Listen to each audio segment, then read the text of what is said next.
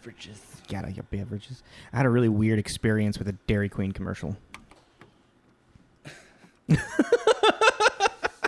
All right, so we're doing that one again. Yeah. Well, actually, attempting to do that. Yeah, one. let's do it. So okay, this is what I was. It was just like background noise or whatever with whatever I was working on, and I just hear in the Dairy Queen commercial, like, it's like, and try out our homemade Hidden Valley Ranch dip, and I was like, or house-made. I was like, and in my mind, I was like, house-made? How do you do a house-made of Hidden Valley? Like it's brand name Hidden Valley Ranch. Like how do you do that? And then the commercial immediately like went. You heard right, house made. I was like, wait, what? It was like, you know that it's like it just trope for the television, but it was just super, just like jarring for me. I was like, I really thought like, how are they gonna do? They can't do that. And like, did I hear that right? I think even thought it was like, did I hear that right? House made. And like, you heard that right? And I was like, okay, this is weird. Does Dairy Queen do things besides ice cream? Yeah, they're a burger restaurant. Dairy Queen is? Yeah, dude. Oh, they also have chicken strips. Yeah, dude. My first thought was like Hidden Valley Ranch ice cream, and I was like, that's the most horrifying thing I've ever heard. Yeah, no, I mean they specialize with like with desserts and stuff, but they also they have really good burgers like for fast food. Huh. Have you only had Dairy Queen? Like I've never had Dairy Queen. I was about to say you've only had Dairy Queen's like ice cream stuff. I've never had Dairy Queen. You guys went to Dairy Queen one night after we were doing Mexican for a dessert. Is that where we went? Oh my God! Can you lead us in? Yes, that's where you went. Is that where we went? I don't know. This is all right. So I lied. I've been to Dairy Queen. This is Tommy. This is Jacob. This is Tommy and Jacob's mixtape.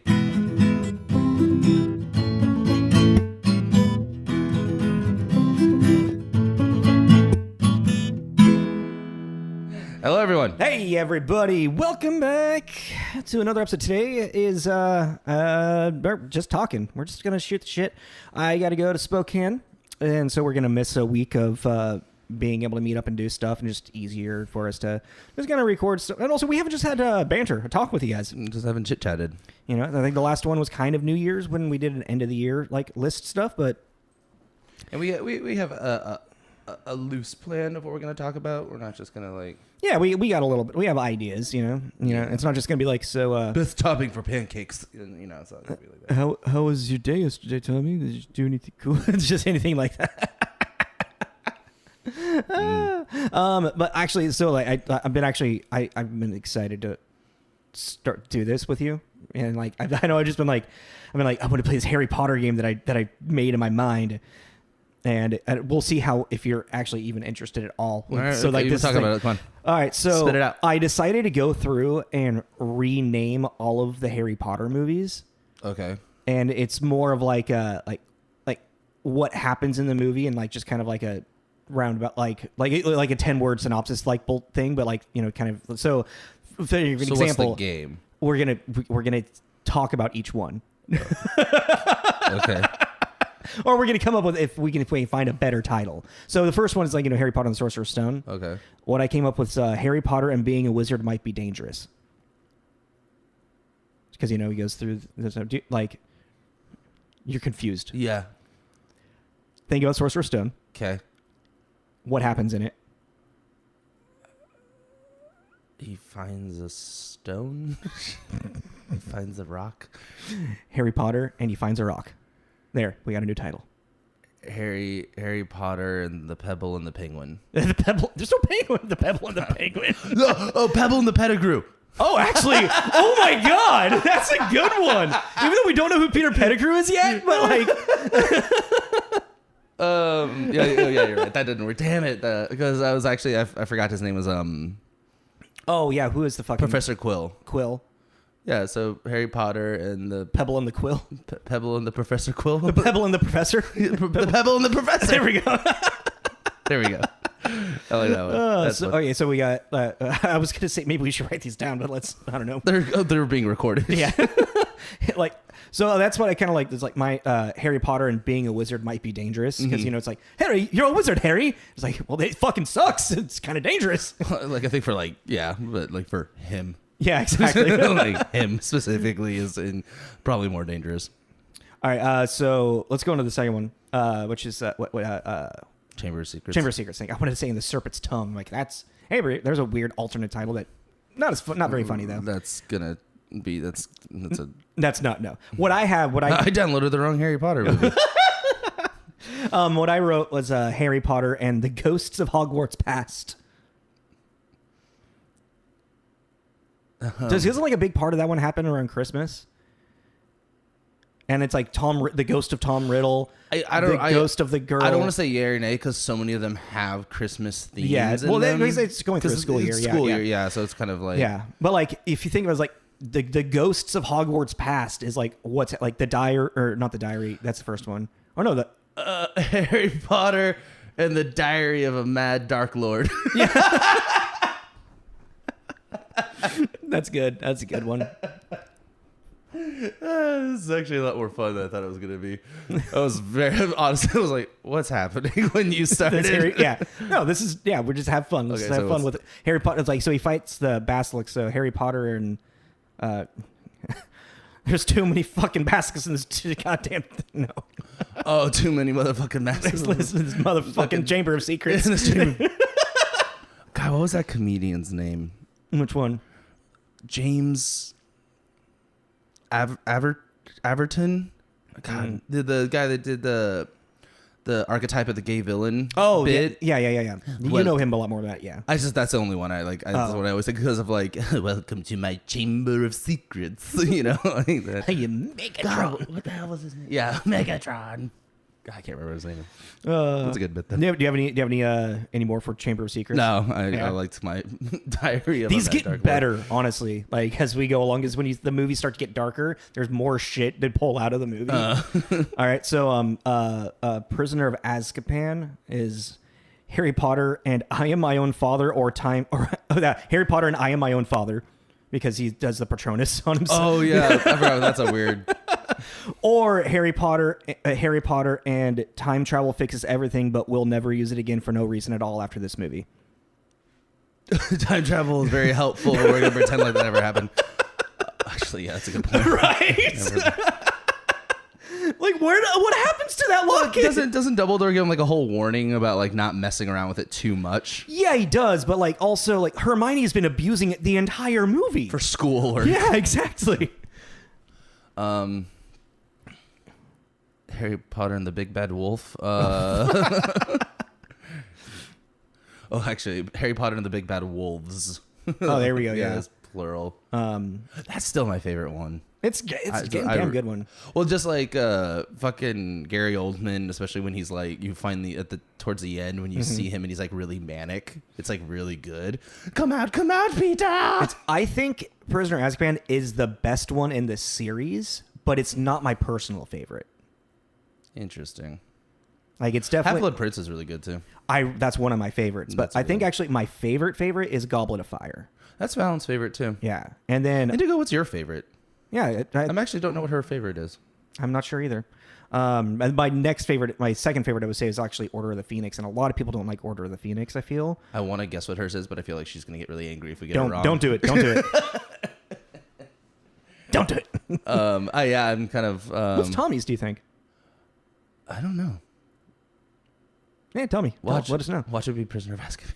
It probably is. I mean, that's Prisoner of Azkaban is kind of the default everybody's favorite. Is it really? Uh-huh. Oh. Almost everybody that I talk to, they're all Prisoner of Azkaban is the best one. That's when it started like really like exactly. You know, the whole vibe really changed. Prisoner of Azkaban or Harry Potter, and this is everybody's favorite Harry Potter movie. All right, you ready to go to Goblet of Fire? I can't think of anything. Okay. What do I got? Harry Potter and being a wizard is definitely dangerous, also known as Cedric gets bodied.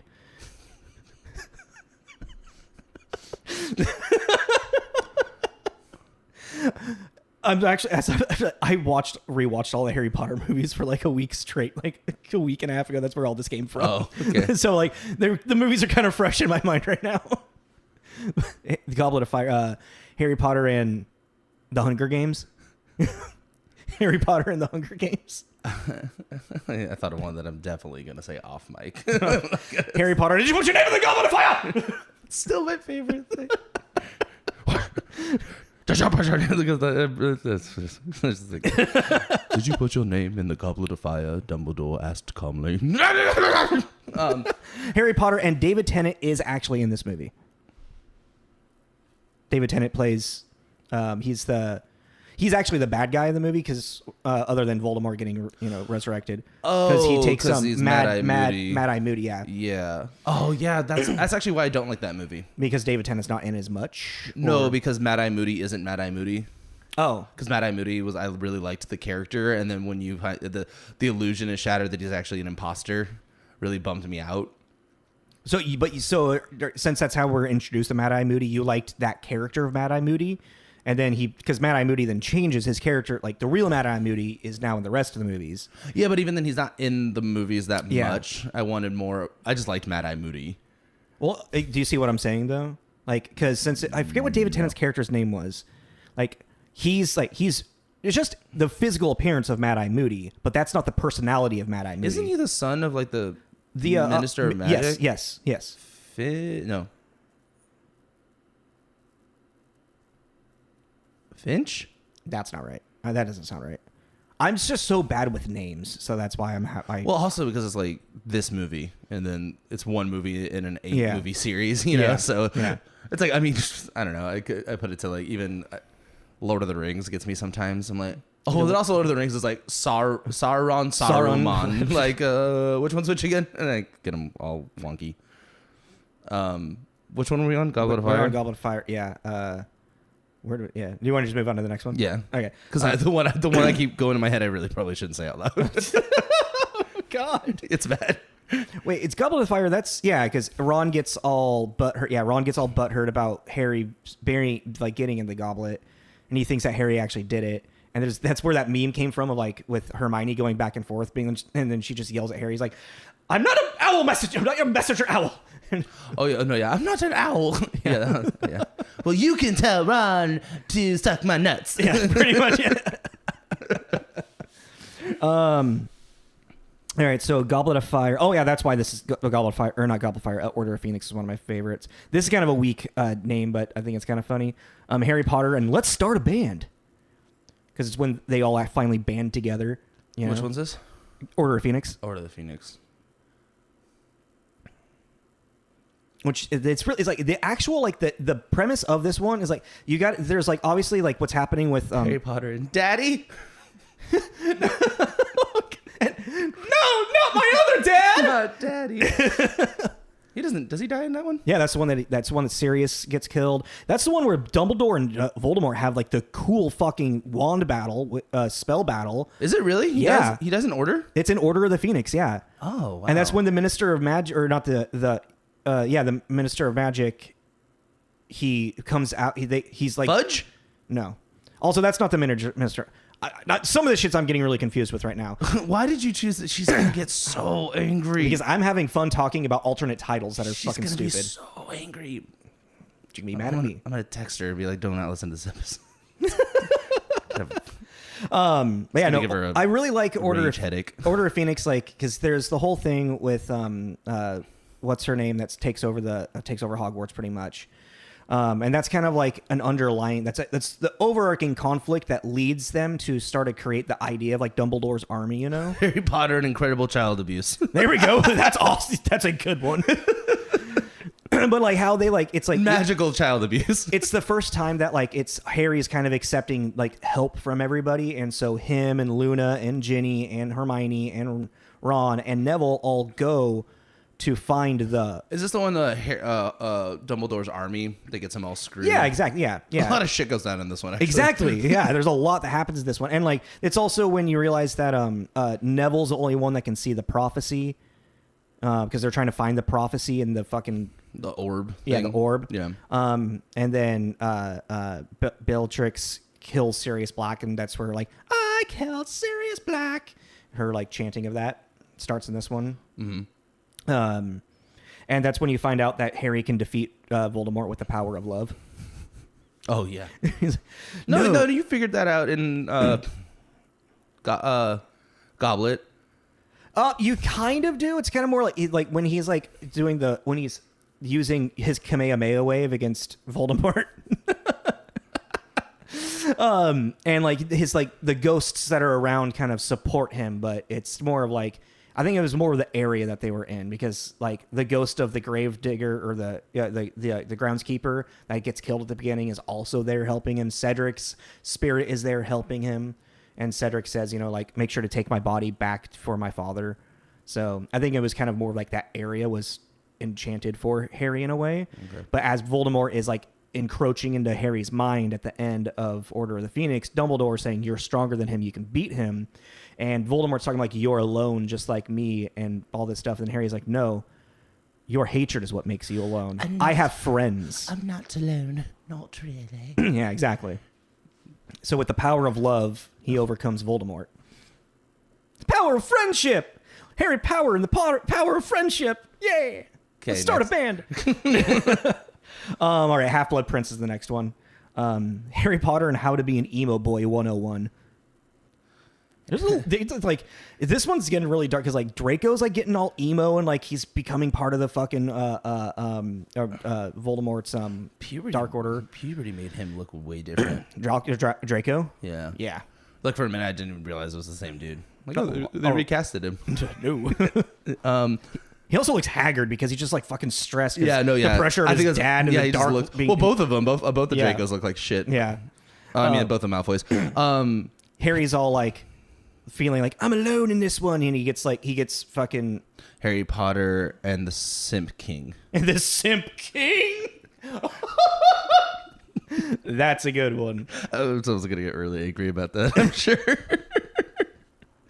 It's a joke. You got to think about, like, honestly, Snape, yeah, like, you find out, obviously, Snape has some really good moments in that. He does. He has some great moments. He has some, like, this is where Snape starts to get really fucking interesting, I feel. Like, at first, because up to this point... use my own spells against me. Yeah. Like, Because up to this point, you really feel like Snape was it's just been, like, just hates Harry because of, like, his, Well, because Snape has always like kind of been like this weird kind of like cloaked and dagger hidden figure in the background, all the movies, and it was cool for him to come forefront and his plan be a little more. Well, yeah, and at this point you're thinking in the light. Yeah, you're also thinking at this point that he is actually with Voldemort because he's the one that kills Dumbledore. He kills Dumbledore at the end of this.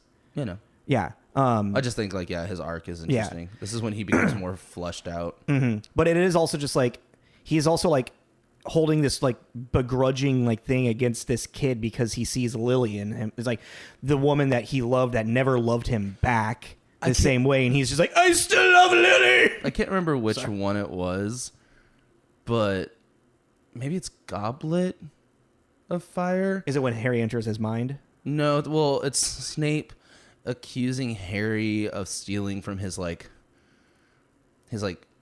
potions cabinet. That's Goblet of Fire. It's Goblet of Fire. Yeah. I just love Alan Rickman. It's Alan Rickman. He's like such a by Grathal's hammer you shall be avenged. He's just like such a serious dude, and I loved that one because you stole porcupine pouches. And you stole, he's saying these really ridiculous magical words, but it's Alan Rickman saying it, which makes it really funny, and it's not supposed to be. But him being like polyjuice potion. There's something that polyjuice potion. It just cracks me up, like Alan Rickman. It's also the way the look on his face. It's very intense. And but he's saying you everlasting gobstopper. You know what I mean? There's just something about it that I'm like, I know this is supposed to be funny, but it's really funny to me. But yeah, I don't know. That was a little tangent. I'm trying to remember what's other important. Oh yeah, there's also, this is when you're really finding out. You find out about the Horcruxes in Half-Blood Prince, because Professor Quibbly. No, that's from the first one, right? Quibbly? Professor Quill. I'm trying to remember the old professor that they bring back in Half-Blood Prince, who's the one that actually told Tom Riddle about the Horcruxes. Snufflepuss. No. Professor Snorlax. No. Nope, that's definitely... Professor Oak. Professor Drunk. I love that bar scene where he's just... Holy shit, I just realized that's the fucking dad from Borrowers. Oh shit, is it? Yeah. Oh wow. Yeah, but he's way younger, obviously. Yeah. Oh, that's a great movie. I haven't seen it in a very, very long time. I watched it like a year ago. Oh, really? It stands up. Oh, nice. It's still really good. Cool. And John Goodman is the bad guy. Like just sleazy banker guy. He was really good too. And like everyone in that movie is actually really good. And I haven't seen this since I was a child. I really don't remember it. Hugh Laurie is in it too. Really? Yeah, he's like a dry British cop that is just kind of like hovering around like in these situations. We're talking about the borrowers, but the little people, right? Yeah. Okay. Yeah, Hugh Laurie's in it. Oh, I was thinking Hugh Grant. I was like, oh, what? no. That makes... Oh, yeah. Oh, fucking then Ron Weasley's dad's in Borrowers, too. Yeah, he's one of the borrowers, isn't he? No, he's an exterminator that is hired. He's like so John Goodman's the main bad guy, and then he has like a goofy exterminator sidekick that like keeps fucking up, but he's like there to kill the borrowers because they stole the deed. And I don't know why you trailed off. I was like, I don't know. Listening. You got like a hardcore glazed look in your eye. Oh no, I was. Wow, that's what. That's me paying attention to you. I did look like I lost you. I was just letting you go. Just letting you talk. Now you're looking at me like Ryan Gosling from The Notebook. I'm not McAdams. Moving along. Let's tell me what you want. Come on. We got a couple more, and then we got. What do you want? We got other stuff to talk about. So finish this game. Come on. All right. So we just did Half-Blood Prince. Okay. So the Deathly Hallows Part 1 was kind of rough for me to kind of think of a funny little thing because it's kind of boring, but it's not. I don't know. It's got some of the. Harry Potter and the Battle of Teen Angst. That's a good one. I put Harry Potter and getting lost in the woods. Harry Potter and Where the Wild Things Are. Harry Potter and you're going to cry at the end. Because another person then what's his name? Harry Potter and Weird Sex Dreams. What? Isn't that the one? Ron has like some weird... Oh, no, he's just jealous because of the... No, but isn't there like a vision of them like making out and like... Oh, yeah, it's like, yeah, it's really... the ashes of this vision of Harry and Hermione. Harry Potter and the Bad Seeds.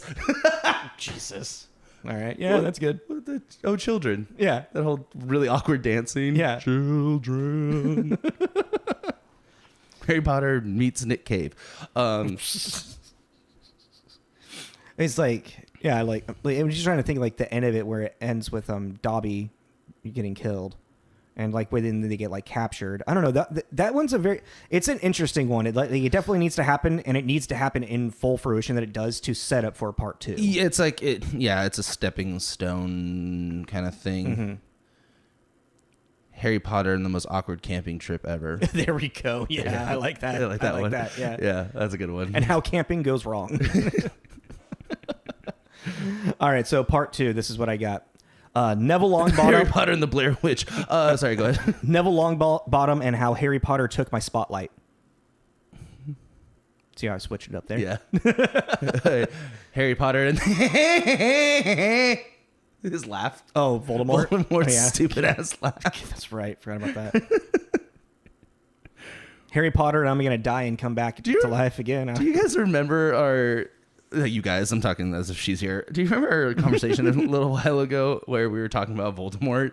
And I was just kind of like, whatever about him as a villain. And you both kind of turned on me. Oh, like trying to convince. I'm like, me and Fowl? Yeah, I'm like, y'all need to chill the fuck out. That was weird because like I was agreeing with you, but also trying to be like, he's more scary than you're thinking. But also like, it's very much like, I feel like we already had that with Vader. But like younger people that like Voldemort is like their like idea of Vader, but like Voldemort isn't like Vader in like character sense, but for villain sense on how like audiences react to. Does that make sense? Yeah, you're really pissing people off right now. I don't think so. I don't know. I'm not saying he's character similar. I'm saying it's how people responded and experienced the fear of the character, the archetype. You're just talking main villain. You know, how we were scared of Vader and we thought he was terrifying as a kid. Yeah, but Vader, But even then, too, I can ask my mom about it, too, but I don't remember ever being scared of Vader. I found Vader interesting. But I've always been more attracted to the villain of movies than I have been the hero, just because, and it might sound like, and I don't mean like that. The villains are always a lot more interesting. No, totally, yeah. They're always like the whole, especially Vader being like and Voldemort until he became in like full form, that mystery, like what's underneath the helmet. Yeah. You know what I mean? Like, I mean, I remember being very upset when I saw Vader's helmet come off. And that's like kind of the point. Oh, in return is like to show that he is kind of he's just well, he's changed at that point. He's in his weakest state, like yada yada, vulnerable, all that stuff. Yeah. Well, it's kind of interesting. It's like even like kind of rewatching all these movies. It's really a lot of people that bring up Prisoner as their favorite one, Prisoner of Azkaban.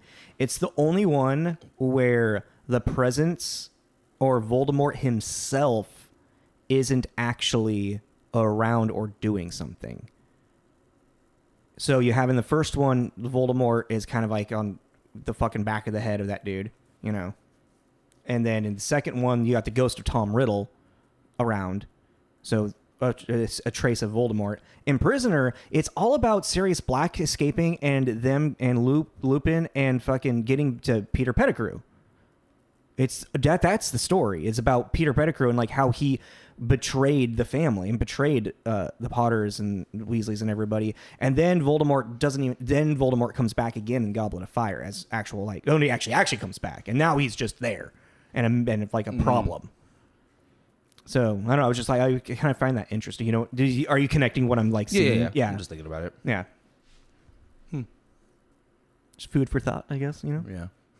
Do we have any more for Deathly? Ever since that fucking episode. What episode? League of Extraordinary Gentlemen. You and the Sherlock Holmes. The game is afoot? Yeah. Oh. And food for thought. Oh, food for thought? Yeah. Oh. Did I say that in there as well? Well, that's another Sherlock Holmes quote. Oh, is that? Yeah. Food for I didn't know that. I thought that. Food for thought, my dear Watson. Food for thought. I didn't know that originated with Sherlock Holmes. Oh, I don't know if it originated. Oh. But he says that. It's just a colloquialism that I use sometimes. Yeah, I don't know. He does say that. Oh. Interesting. Well, kind of like I stumped you. You know what I mean? Like that when you say something and someone sits there and just kind of processes it and it's like quiet. And it's like that's when you be like food for thought, and he walks away. Oh, it's a very British like I got you. I think when Sherlock does it, yeah, for sure. Inflection. Yeah.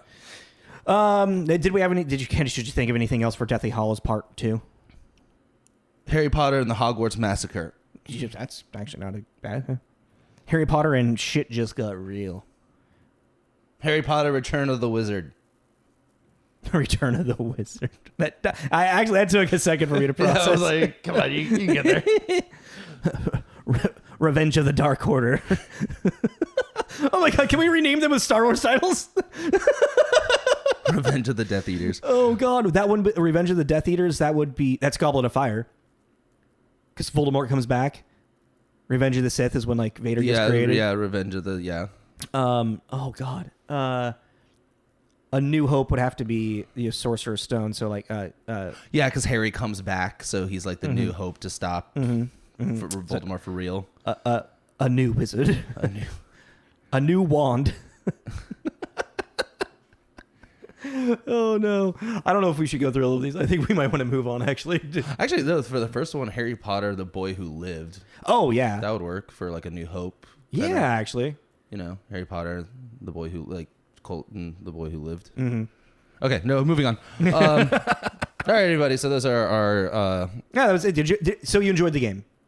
Yeah, not at first. To be honest. I know because you weren't like that's. I was trepidatious on. I wanted to do this with you on more like off the cuff. I didn't want to be like, hey, I want to do this thing where we're doing this, and like I only planned a couple of them. I wanted to just banter with you and have it be natural and off the cuff. I didn't want us to plan too many of them. I thought at first what it was going to be, which was going to be, you were going to explain a movie plot badly through the title kind of thing, and I had to guess which one it was.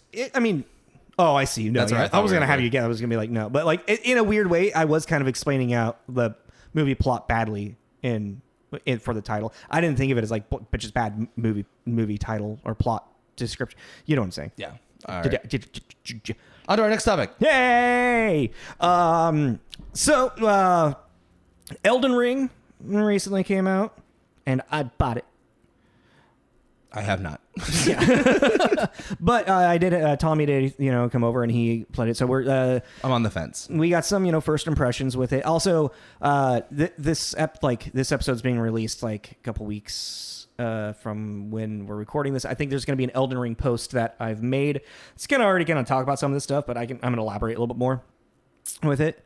But the biggest thing is the game is massive. Yes. The game is beautiful, in my opinion. I think it would probably... Of course, it's FromSoftware. Yeah. They make cool shit. I got it on my PS4, but I think it's runs a little bit choppier than I think it could on possibly a PS5. Yeah, but I want to kind of clarify what he's saying too. It's not... If you're contemplating getting it and you haven't gotten your hands on a newer console, it runs really well. Also, you get a free download for the next gen. Yeah, so you'll be able to play it on 5. Yeah, but and I'm pretty sure your save can cross over as well. It's the choppy thing. Really, it's no choppier than any other PlayStation 4 title. Yeah, exactly. It's not. We're not talking Cyberpunk. It was a game that was ready to be released. Yeah, it's not going to make your PlayStation sound like a jet engine. It works fine. I mean, the only time I really personally caught majority of the choppiness was when you were fighting that fire dragon. Oh yeah, and that's also because there's a lot of animations going on. Yeah, and it's just tried between you, the dragon, the lava, the fire, and then also your weird headless horseman guy. There was just a lot happening in that one very kind of small area. And I feel like that was the most that the system maybe was having a hard time keeping up on. Mm-hmm. But also it wasn't terrible, especially if you've been playing PlayStation 4, you're kind of used to that with big epic moments in a game. It happens, So I'm sure it runs great on the PlayStation 5. But if you're I want to wait for the PlayStation 5, but you really want to play this, I don't think you need to. Yeah. No. Yeah. Yeah, I think the 4 works just fine. Yeah. Thanks for clarifying that. I'm trying to dissipate. It's great for the if you still have a PS, if you're still have a PS4 and you're thinking about getting this, then yeah. Mm-hmm. It's also kind of interesting as I was thinking as I was writing my stuff on it. If anybody who's already a fan of FromSoftware, the Dark Souls series and everything, they already have this. They are already playing it. They are already enjoying it. Yeah, but every time one of these FromSoftware games comes out, there are people in my camp on the fence that are and that's actually kind of great. Actually, right now that we're on this, we're not both duh, yeah, we're on opposite sides of something. Yeah, because it's I love FromSoftware from an aesthetic point. Yeah, because they always make I'm really sad that I can't play Bloodborne. Because I'm terrible at it. I still haven't gotten past that first area. And now that you don't have to kill everything every single time. Yeah, but the thing also too is with Blood, and that's the big thing that's different about this one is the open world thing. 100%. That's the best thing with it. We'll talk about game that, changer. Mm-hmm. Because with Bloodborne, even that first area, when you were fighting all those villagers, it's you kept going right, and I was don't go left. And you never end up going left, but if you go down the path, you can go right, and there's all those villagers, those 5, and then there's that whole bonfire, and then the boss. You go left, there's 2 villagers, and then a big ass monster at the end of an alley. Oh damn! And those are the 2 directions so you have to be which one do I want to deal with? You know what I mean? Mm-hmm. But with Elden, you really can. I played a cavern, a cave, a catacomb. And you can just blow by everything to get to the boss. Granted, I got to the boss and got my ass handed to me within 30 seconds, but I knew it was going to happen too. Starting off at the catacomb and dying didn't feel oh, fuck, I have to do all that again. And in some ways, it's a good way to do it because you get more resources. You'll get more experience or runes as they're in this. Yeah, and it's but the thing is, if you're fuck it, I just want to beat the boss, you can blow through all that real quick. And an interesting thing too is that the certain traps that are in these catacombs, if you have gone through it and turned them off, they stay off. I think that's only specific with specific traps, not all the traps. Oh, okay. Well, the traps in this particular catacomb I turned off and they were just off, so I could just go from point A to point B to the boss. But also, it's if you kind of are man, I really need to grind a little bit more. every time you die, those enemies respawn, but you know where they are. Yeah. So you're like, okay, so actually this time I'm going to go through and kill them to get some more runes. And then, well, it's like what you could do is like you could just like go through, do a sweep through the catacomb. Yeah, rest. Just do another sweep, rest. Do another sweep, rest. Yeah. You know? And then you can just like, you learn, it's like arcadey in a sense where you're like, you learn by error. 100%. Like, and it's like, you don't win, you just do a little bit better each time. yeah. But yeah, it's like really cool. And like playing with Jacob, I definitely am. I was 100% no, I'm not going to get this when it first came out. It was like, cool, FromSoftware made another game. That's great. Can't wait to see the images and like look online on it, but I'm not going to play it. But actually playing it, I was like, I actually might be able to dive into this one. And this is actually the point that I kind of want to make. And I didn't talk about it with my review, my first impressions. I think this is the perfect game to go into. Like if you've never played a Dark Souls game and you've been interested with it, this is the perfect game to start with. And then don't even worry about maybe playing Dark Souls, or maybe you get good with this and go back. You'll enjoy Bloodborne after that because you'll understand the mechanics better, the difficulty. Do you think that would be hard though, from going from an open world kind of thing to a very constricted world? That's the thing, is like you just have to understand that when you're going to Bloodborne, you're playing linear. Yeah, it's a linear game. With Elden Ring, it's not linear at all. Because like one of the wonderful things, and like it's like what made Breath of the Wild so fucking awesome is that you can get to an area, and then if you get stuck, or you get stuck, or just like a little bit too difficult for you, you just leave and go explore somewhere else. Find something else that's maybe a little too difficult for you, or find something that's a little bit easier. You know, you have this entire massive world. There's an upper world and an underworld. There's an underworld in the game. What do you mean there's an underworld? There's an underworld in the game. How do you get to the underworld? Through a river well. There's an underworld? There's an underworld. That sounds like... It's not as massive as the upper world. Terrifying.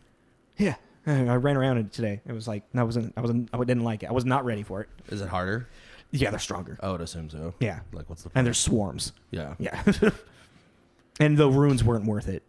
Oh, and like another fucking two cool things, at least with transversing wise, you can jump. Yeah. Which is, I don't know if you don't know this, but FromSoftware, you can't jump usually. I don't think ever. I think it's the first one you can jump in. Yeah, because you don't jump in Bloodborne, right? No. Yeah, so yeah, this is the first one. I don't recall either. I don't recall jumping. Which also, weirdly makes me feel claustrophobic in a game. Not being able to jump? Yeah. Interesting. Yeah, I really hate it in a game. Could you jump in Breath of the Wild? Yeah. Why am I not remembering that? Now you're making me second guess that. That'd be really weird. I mean, because you could climb, you could like... yeah, but like to jump... Yeah, because you would you would jump and then grab the wall to get that extra little... Oh, yeah. Start up. You didn't always have to start like from the... Okay, yeah. Yeah, because then you would... Yeah, because remember you would jump and then jump again to use your...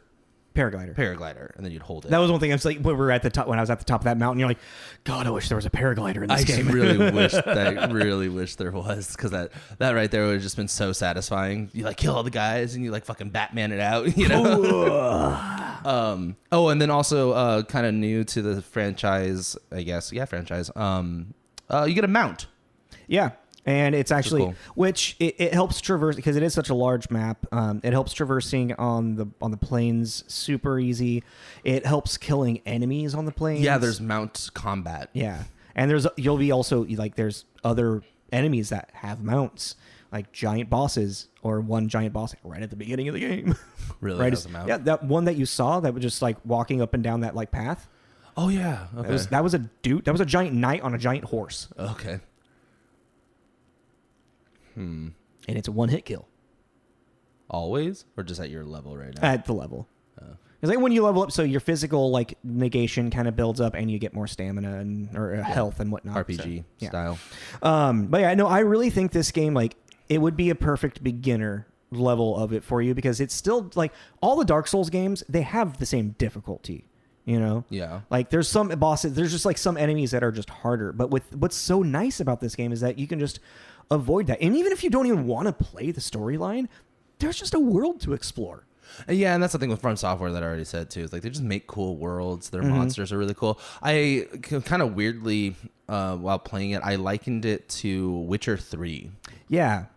and the combat's way better. I don't want to say like I don't like the combat in Witcher. No, and yeah, that's like one of the biggest like downfalls of Witcher 3. Like the writing's really great, the world's really cool, but the combat is not bad. It's kind of just stale after a while. It's just not very interesting a lot of the time.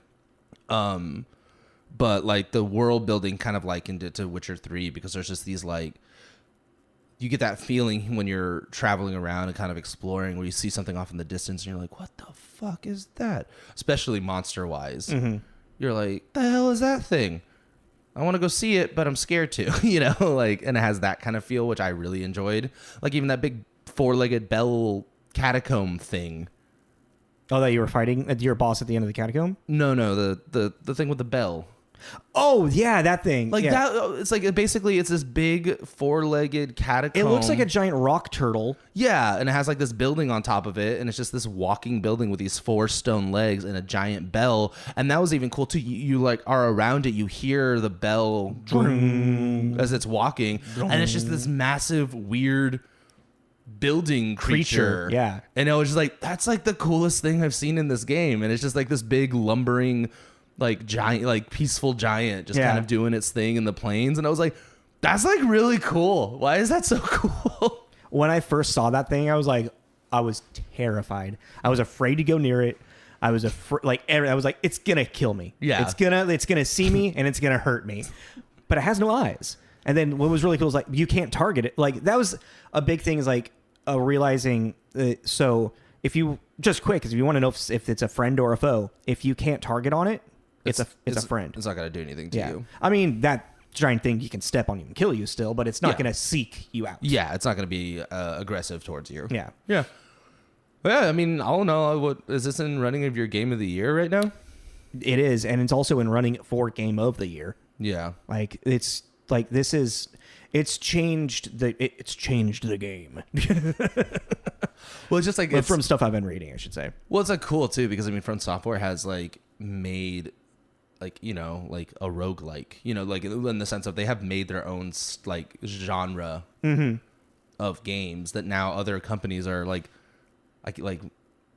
replicating. Yeah, like I was playing Neo, which is a lot like this. Mortal Shell.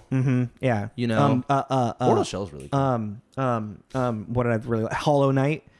Yeah, like it's like, you know, it is now like Metroidvania, but with Dark Souls influence type. Yeah, yeah, it's like from software influence. It's like from like, you know, it's like in that means something, and it's cool that even within their own genre they have expanded on that and made something else incredibly like different but the same, and just kind of really tweaked their design. My biggest thing is I wonder if there's a lot of if there are people out there that are really annoyed by the non-linear idea.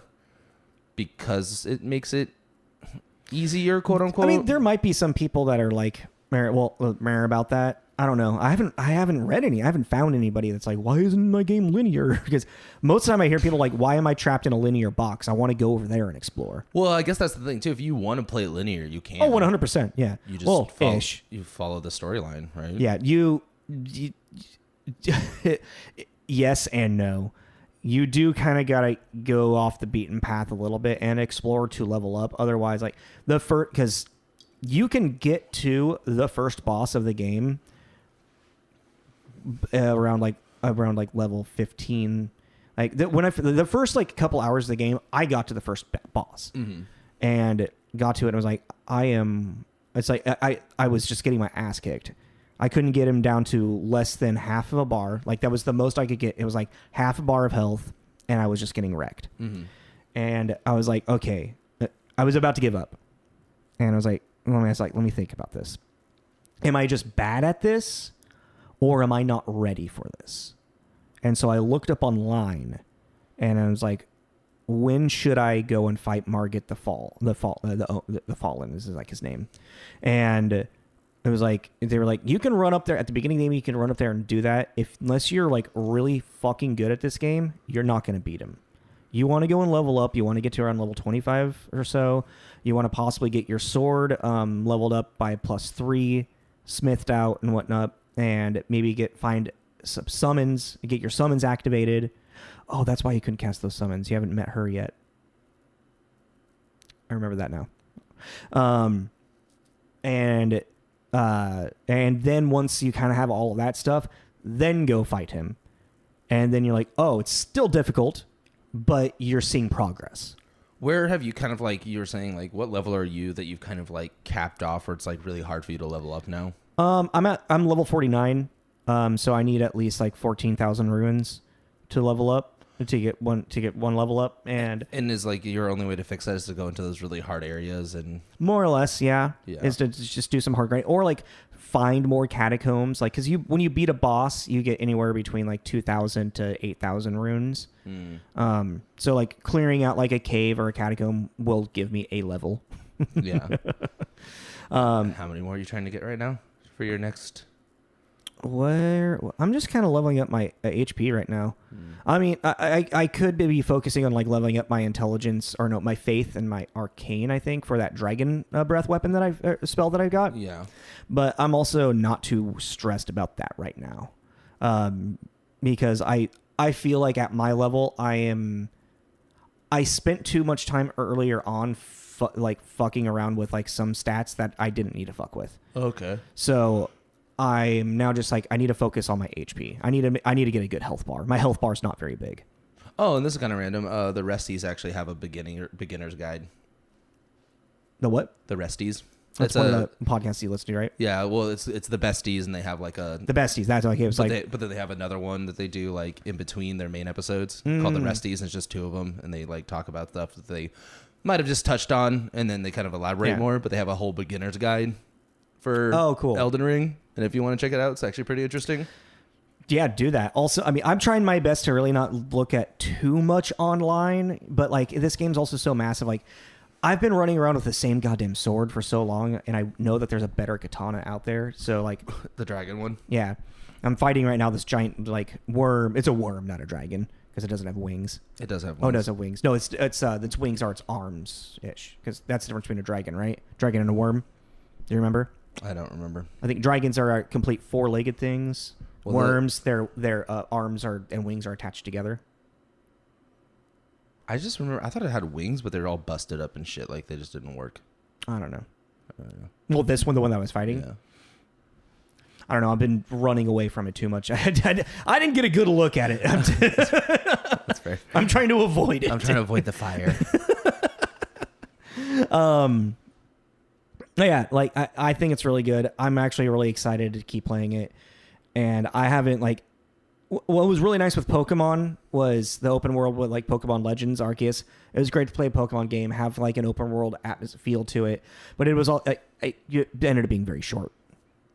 Yeah, you know, like, and now the next step of getting like the legendaries and all that stuff is just kind of like, I don't know, I feel moot at this point, because I've finished the storyline and now it's all post game ish storyline stuff, and I'm just like, I'll get to it eventually. But I'm actually really happy I skipped that one. Legends? Yeah, which I'm kind of bummed out about, because I was very interested when I heard about it. But then after, well, I mean, you enjoyed the little bit of gameplay that yeah. That's all I needed. Yeah, that's fair. That's 100% fair. I was like, okay, cool. I'm glad. You know, as opposed to like Elden Ring, I'm still like, that only made me more like conflicted. I'm like, I really don't know. Well, and let's say it'd be interesting. Like, I would love if you did get it for us to play the co-op stuff, because like, yeah, but Rufo didn't sell it either. No, because it's like. FromSoftware, they had a really bad issue of people like lower level people, or maybe it was either, I think it was overpowered friends going into lower leveled friends games, and just like they would like take them to an area and they would just like wipe out the bosses for them, and then that person would just like go from like level 20 to level 60 like that. So to kind of like curb that, they started doing a scaling thing when you enter people's games. Yeah. But like, if you were to like, it would be interesting. That's like, so weird to me though. Like, why do you care? Why do you care if they do that? Because the whole idea from software is like, they want the game to be a challenge. Yeah, but apparently even the owner can't, the creator can't even be, like, they're too hard for him. Yeah. Like, he has a hard time playing his own games. He probably wanted to make a game for like that. What the hell is his name? I don't remember. I'm completely blanking. I just heard it too. Whatever. Yeah, I mean, I think Elden Ring is great. I hope you do get it, because I would love to go into your game and run around with you and I can help you out with stuff. I think it would be harder for you to get into my game. Yeah, because with that scaling, it would like all of a sudden we're like level 20, and then I'm like, we're not ready for this place. Yeah, totally. But like no, like I enter into your game, I would have all I stuff. I could give you cool weapons that I found that I don't want, or armor and stuff. Yeah, kind of give me a tour. Yeah. Yeah. Yeah. Because I'm going to be playing a lot of this game. Yeah. For probably a while. Yeah. All right. I'll think about it. Yeah. Found it owes me a video game. Ooh. Wait a second. What day is this episode going to come out? 1 second. Okay. Are you thinking my birthday or something? Yeah, I was wondering if it was. What does it come out? It's coming out on the 25th. Oh, okay. Well, let's move into like our final little topic here. Yeah, we're gonna wrap it up with a little chit chat because we after this are gonna go see the Batman. Hell yeah! So I mean, this like by the time this comes out, well, we're not. There's no spoilers we can share because we haven't seen it. So. Yeah, no, it's just gonna be like kind of like I just think it'd be fun to have like because we always talk about this kind of stuff. It'd be fun to talk about it before we see it, listen back to it, and then be like, what were we like? What were we wrong about? What were we feeling? You know, like, because I'm weirdly very kind of unexcited for it. You're literally the most bipolar person when it comes to comic book movies because you were super excited for it like a while ago when we talked about it. I was excited for it when I heard about it coming out. And then you weren't excited about it. And then all of a sudden your excitement was reignited over something. And then just recently, I think now that it's out, you're just like, oh, now I actually have to go see it. My re-excitement was when I found out Colin Farrell was the Penguin. That was a long time ago. Yeah, but that's when I got really excited again. Also, because then I saw what the Penguin looked like, and like even people didn't recognize it as Colin Farrell. Michelle didn't realize that it was Colin Farrell. Well, he's got a lot of prosthetics on his face. Yeah, I know, but it's just like I'm like, and also like I think what reignited and it feels so good is all these like talks about the spin-off series that are gonna do. Mm-hmm. Like there's been talks about an entire Penguin show. And after the success, in my opinion, of Peacemaker, even though that's Suicide Squad and that's really goofy, but also kind of intense in a lot of different ways, like one of the most, for 2022, one of the most un-PC shows I've ever seen. Dude. It was I've even seen Peacemaker. Content warning, that shit does not hold back. John Cena is also fucking brilliant. It's really good. You should check it out. But then, like, there's this whole, like, going to be, like, an Arkham Haunted Mansion Asylum show, which also sounds twisted and awesome. Like, and it makes me wonder. I think what it is, the excitement now is how is this Batman going to fit into DC just as a whole in their cinematic universe? Which I've been reading, it's not. It's not going to be part of the DC, like, universe at all that they've already established. Yeah. But they're also, like, kind of rebooting it in a weird way with The Flash. That's what I'm saying. I feel like a lot of things are going to be happening right now because even then it's like, okay, so let's say we do have Arkham. Is it going to be like, is this Arkham going to be connected to this Batman or is it going in this Penguin or is it going to be connected to the Suicide Squad? And is it going to be kind of like more goofy? You know what I mean? There's a lot going on. You finished the last episode of Peacemaker, right? Yeah. The fucking Justice League cameo at the end. Or not at the end, but like Jason Momoa and Ezra Miller as they're leaving the barn after he gets blown up. I don't remember that. How? Oh my God. Yeah, the barn gets blown up, yes. Yeah. Remember that? Yeah. And he's picking up a heart. That's her name, right? Yeah, something like that. Carrying her, and then all of a sudden you see the like silhouette of Superman, silhouette of Wonder Woman, Aquaman, and the Flash. Oh, yeah. And fucking Peacemaker's like, you're late, fuckers. Yeah, but you just see their silhouettes. You don't see them. No, it was actually Jason Momoa and Ezra Miller. No, but you don't see. Yes. You see them? Yes. I remember the silhouette thing. I don't remember seeing them. There's something about, like, there's a joke about Aquaman fucking a fish. Yeah, I don't remember actually seeing them. I remember the silhouette bit, but no, Ezra Miller and Jason Momoa have a quick cameo. You see the silhouette of Superman and Wonder Woman, but Ezra Miller and Jason Momoa are physically there as a cameo. Oh, I don't remember that part. No. I just remember the silhouette bit. I'm gonna rewatch that probably after this. Yeah, we can just like go fast forward right to the spot. Yeah, but yeah, so I'm more interested in just what this Batman's gonna be because I keep hearing about how it's one of the darkest ones. They were really kind of like shooting. They got as close to R-rated as they felt they wanted to go towards R-rated. Because there was a big talk like, will this be an R-rated Batman movie? Yeah, which I don't think it would be wise for them to do that because that just, I don't know. But Deadpool was successful even for like younger audiences. But I think it's like also I feel like with the R rating thing, if you were to make that, it's like why isn't Batman killing people? Yeah. Deadpool kills people. Deadpool, Batman, quote unquote, does not kill people. Yeah, I say that very loosely. He won't kill you. They get so tired from fighting me, they have to take a nap. Like he'll beat you into a coma, but he won't kill you. You know what I mean? Like your heart. Do you not know what death is? Your heart won't stop. Your brain function might. But yeah. But your heart won't stop. I'm excited. I'm excited to see Robert Pattinson. You know, it's supposed to be also a young Bruce Wayne, young Batman. Like it's kind of like a year one-ish idea.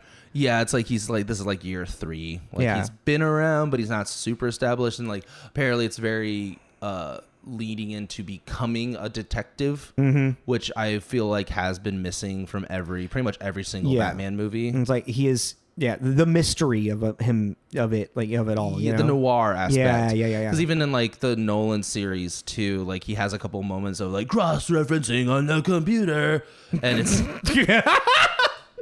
that was good. And it's just I've mentioned it before. College Humor Badman. Check it out. It's fucking hilarious.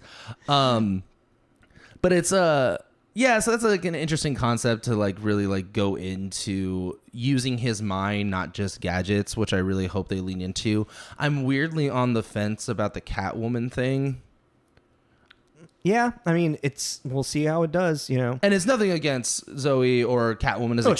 I feel like she looks great. Oh yeah, yeah. It's more. It's just like I just think for. Oh, another thing. I want please, can we skip the fucking crime alley scene? Oh, we all know how it happens. We don't need to watch it again. I don't need to see Val Kilmer staring at a black and white rose while pearls fall. You know what I mean? I don't fucking need it. I hope they're gonna have to touch base on it, but I don't need a whole segment of. Oh man, I'm forgetting the song. Leaving. Oh fuck. From Batman Forever. Yeah. Seal. Kiss from a Rose. Yeah, but I'm free.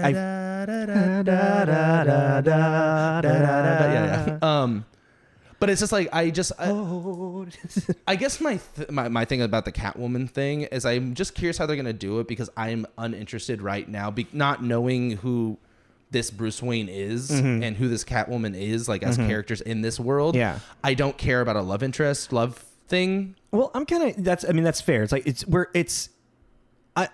like not even clear, like, why does she dress like a cat right now? Like, well, you know, like, yeah, like where it's like, what are the rules of this comic book movie right now? That's what I don't know. And like, we're going to find that out. Yeah. You know? Yeah. Oh, like also that's a good point too. Like, even let's say it's not connected to the already established superhero world of DC, is Superman somebody in this? Or is this like Dark or Nolan's where it's like it's Batman? Matt Reeves has stated that he doesn't see how Superman can fit into this world. He doesn't want Superman to be part of this Batman world. Okay, so metahumans are probably going to... Well, not necessarily metahumans, but metahumans that aren't connected to Batman. I don't think we're going to... Through at least this movie, we'll Solomon Grundy's not going to pop up. Like Banana Monday. Clayface. Maybe. Well, so there is one character that's like every time I see like a little like article thing pop up for it. There is he was in the young actor was in Eternals. I forget which one he played. He's the one with the I want to say the stupid looking face is what I almost said. I know I just said it, but it's like now I had to. The fucked up things I know who you're talking about. You're right. Well, also there's only one. The one that they met in the woods or whatever. The mind control guy. Yeah. He's in this movie as a secret character. And there's apparently a scene with him in Arkham Asylum. That's everybody's like all kind of in the who is he? What is he? And it's like it's kind of revealed, but it's not in the movie. And it's like I mean that's what I'm thinking. Like, who the fuck is this guy? Is he Calendar Man? Like, is Calendar Man actually in this? Because if we're following the actual like kind of story of the Long Halloween a little bit, like maybe is he going to be? He's not Two-Face, obviously. I mean, we don't have like District Attorney Harvey Dent yet, unless he is Harvey Dent or like arrested, and that we don't. But he's too young for that, I feel. But Robert Pattinson's going to be a young Batman. I'm spiraling. Well, I guess if it was going to be Harvey Dent, in my opinion, you have to pick someone that's around his age. Yeah, around Robert Pattinson's age. I mean, Robert Pattinson's 35. He's my age. Is he 35? Yeah. Oh wow, I didn't know he was 35. Yeah. And he also loves Final Fantasy VII. I loved that so much.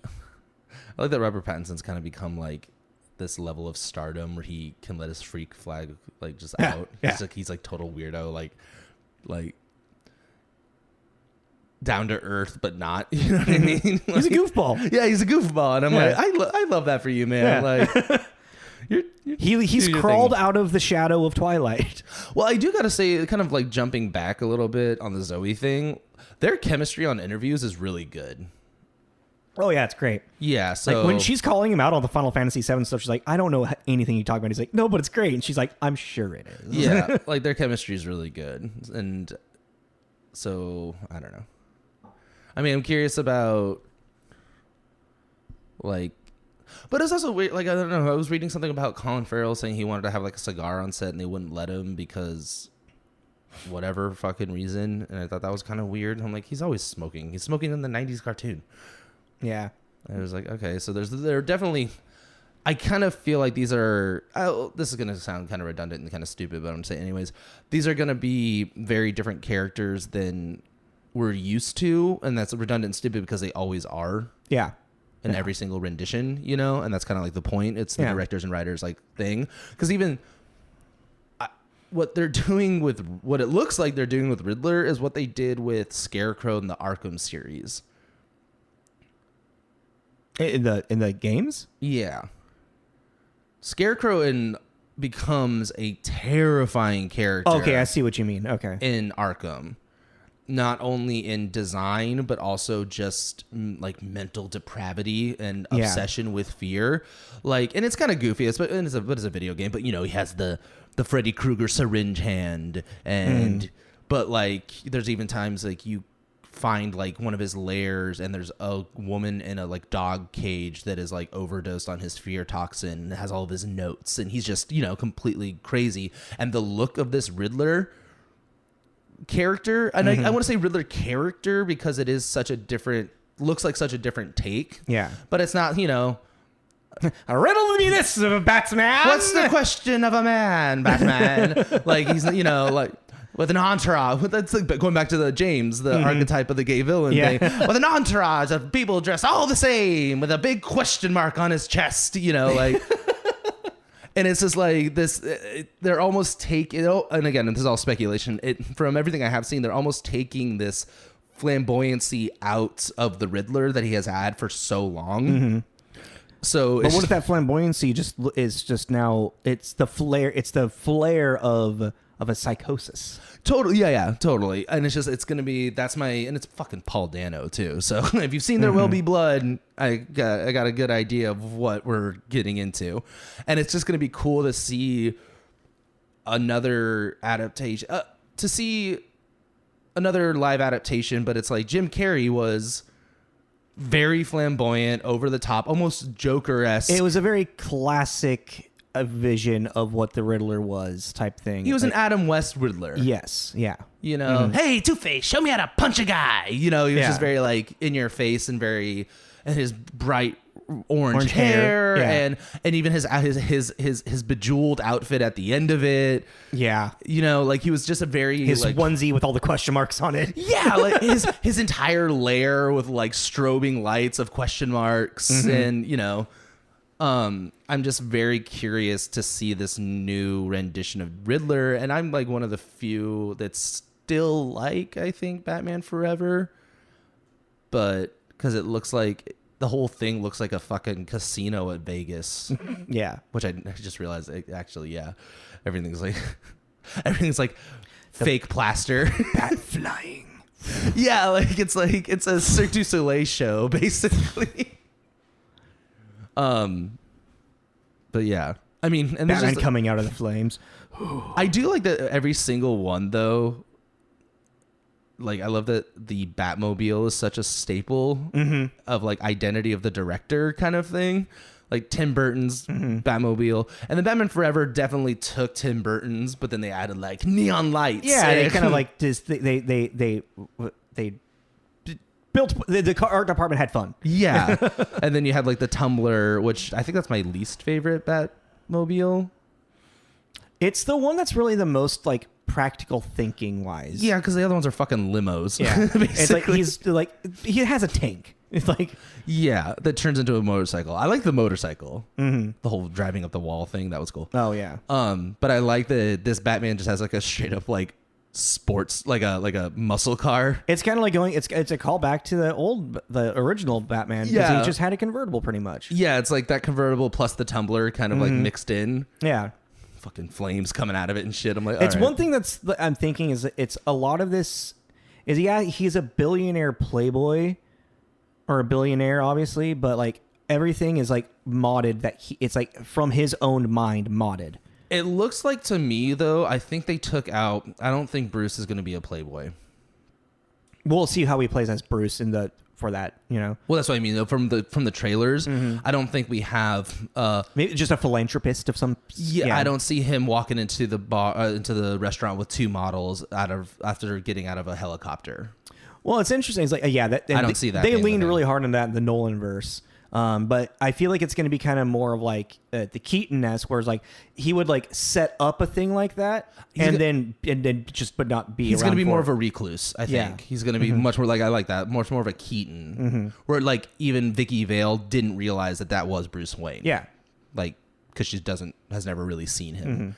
I just realized that's a great scene in that first Batman. When they're talking about the armor. The armor. It's Japanese. How do you know that? Because I bought it in Japan. Yeah. Like, who are you? Oh, sorry, Bruce Wayne. Yeah. I was like, that was a really funny scene. But yeah, I definitely think this Bruce is going to be way more reclusive and like just like Keaton kind of hangs out in his mansion. I get really excited right now. Occasionally, because even then, like, in the first Keaton, there's that party that he's throwing the fundraiser, and then the next one in Returns, it's that party Shrek is holding. Yeah. And that's like the only time you ever really see him like out and about. It's like sometimes like he has to save face and come to an event like that. Yeah, so people don't like, you know. But even then, I think that's so funny too, because it's like if we lived in like this world, like, you know, like obviously Batman's got to be Bruce Wayne to us, but it's also like, I don't know, like I don't know. If Iron Man suddenly became real, I might first have it. Elon Musk. No, 100%. What are you doing? Yeah. You know what I mean? So it's like, I want to say, I mean, like, we already have Lex Luthor. Elon Musk. Jeff Bezos. Oh, I go to Elon Musk because the guy's like technologically like, yeah, got some fucking ideas. No, I associate Bezos with Luthor because one, he's looks like Lex Luthor because he's bald. Oh, and you know, and is fucking just rich beyond belief. Well, I just think of the whole SNL thing of like, for Musk, the whole like, I'm sorry if I offended anyone with my comments, but I just want to say I reinvented the electric car and I'm trying to send people to Mars. I don't know what makes you think I'm like a normal chill dude. Yeah, yeah, right. I'm like, it's fair. Like, it's like, what made you think I was a normal chill dude? Yeah, like, I don't know what part of this makes you think that. He's also neurodivergent. Like, he's actually on the spectrum too. Like, he admits that on the show. Oh, like, does he? Uh-huh. Yeah. But yeah, the technological thing always made me go with like Elon Musk is like Lex Luthor, you know.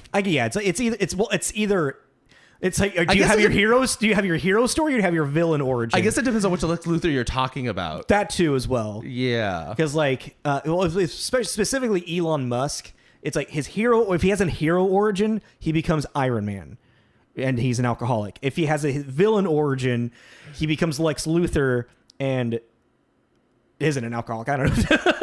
Or then he has then he becomes the leader of the New Avengers and But yeah, don't know. I'm very curious. I'm excited to see it.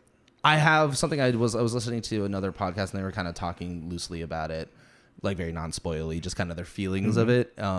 And one of them said the sound is really good. Oh, cool. Like the combat, like you feel the punches. Hell yeah. Like they're like, it's pretty fucking brutal. Like, cool. I'm attributing it to because like we just watched the new Scream last night. If you haven't seen that, it's good. Heads up.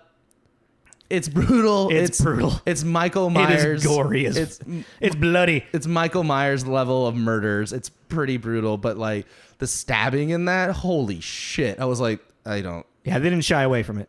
Yeah, I warned Fallon. She's like, I'm really happy you warned me. I'm like, yeah, you're going to have to go in there with a really specific mindset. It's really funny. It's like, it's probably good that you and I watched it together because I was like, yeah, stab him harder. Like, yeah, what did I say to you? I've never seen someone so excited to see a teenager murdered. Yeah. I was like, can you reel it in, bro?